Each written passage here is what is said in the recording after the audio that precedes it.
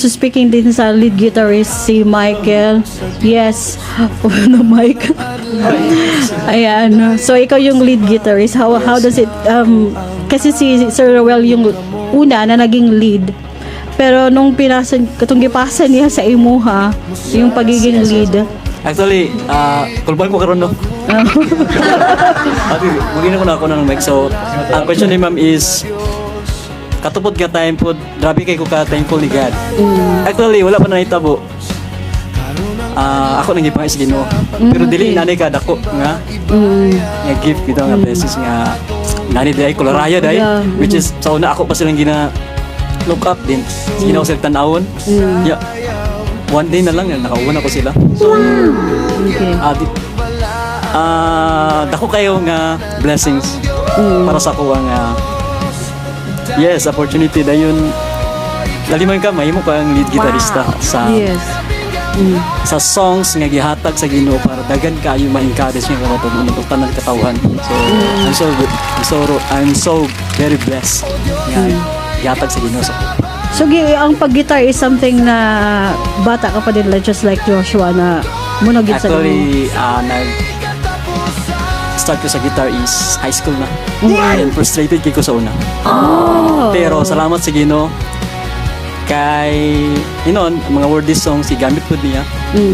I am a MOR musical member sa una. Like Bernie Bito-Pitok sa una. Like mga Bernabir o sa pa na kanang pero yung pag-switch pero siya. yes. Kanang Bisayang lokal kanang yes, like that. Yan. Rock, something rock. So muna gigamit sa Ginoo. Then I thankful po ko nga kana nga pamaagi gihatag sa Ginoo din.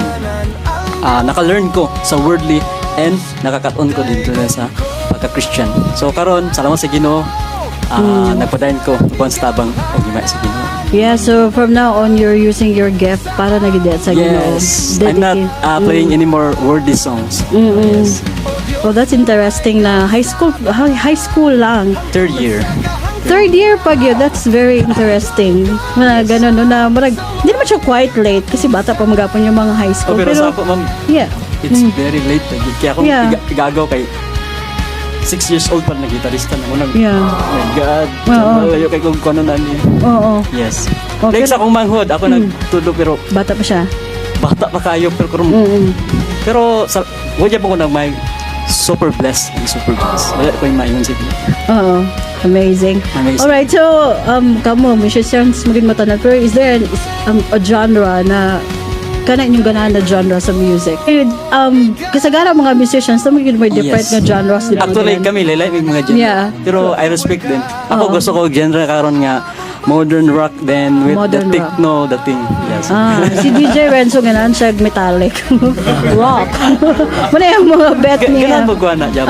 Pero mas bet ko nang sa skillet or modern or night techno the thing. Yeah, skillet. Yeah.